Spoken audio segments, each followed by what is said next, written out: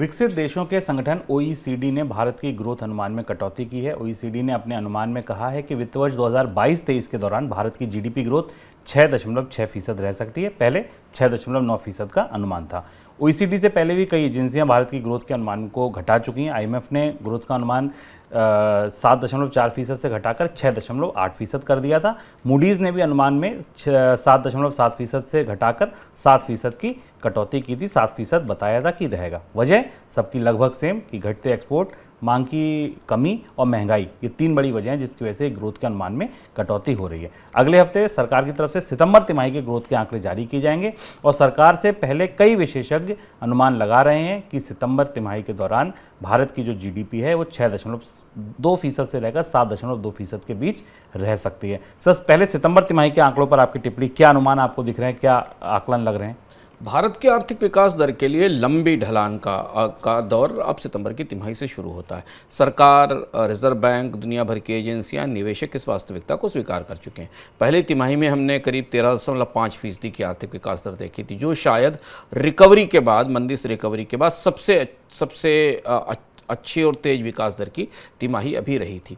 अब यहाँ से जो ढलान शुरू हो रही है, जो आंकड़े हमें मिल रहे हैं, उस हिसाब से ये सितंबर तिमाही जिसके अनुमान और सरकार का आकलन नवंबर के अंत में, इस महीने के अंत में हमें मिलेगा, उसमें ज़्यादातर आकलन 6.5% से नीचे के हैं।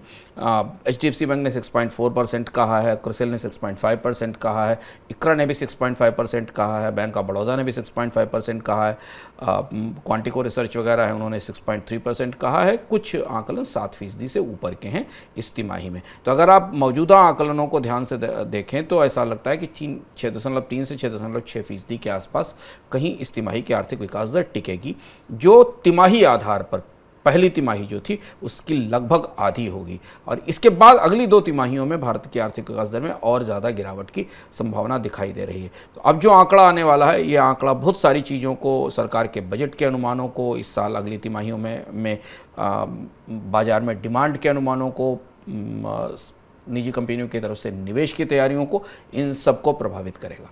सर, पूरे साल की अगर बात करें, तिमाही को छोड़कर पूरे साल के अनुमान कहाँ बैठते दिख रहे हैं? ये साल बड़ा उथल पुथल भरा रहा भारत के आर्थिक विकास दर के अनुमानों के हिसाब से। जैसे हमने आपको देखा कि एक ही चूंकि रिकवरी थी, बेस इफेक्ट था, तो एक ही क्वार्टर में हमने आर्थिक विकास दर को 13% से 6.5% तक आने की संभावनाओं के करीब पहुँचते देखा है।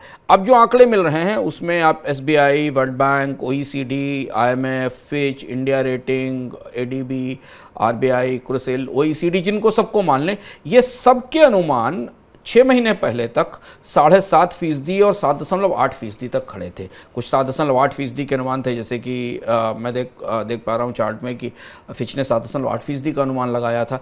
इनके अनुमानों में अब बहुत तेज कटौती हुई है और अब ज़्यादातर अनुमान इस पूरे साल के लिए, यानी चारों तिमाहियों के लिए जिसमें एक तिमाही का आंकड़ा हमारे पास दूसरी तिमाही का आएगा, वो 6.5% के आसपास रहने की संभावना दिखाई दे रही। ज़्यादा दारोमदार होगा बात की जो दिसंबर वाली तिमाही है और उसके बाद की तिमाही पर। वहाँ पर कितनी डिमांड आती है, महंगाई का कितना असर होता है, ब्याज दरों में बढ़ोतरी कितना प्रभाव करती है, और अगर ये अगले 6 महीनों में, सितंबर के बाद के अगले 6 महीनों में अगर भारत के आर्थिक विकास दर में कोई बड़ा चेंज नहीं दिखाई दिया और श्रिंक हुआ, तो फिर हम इस साल की आर्थिक विकास दर को 6.5% से नीचे जाता हुआ भी देख सकते हैं।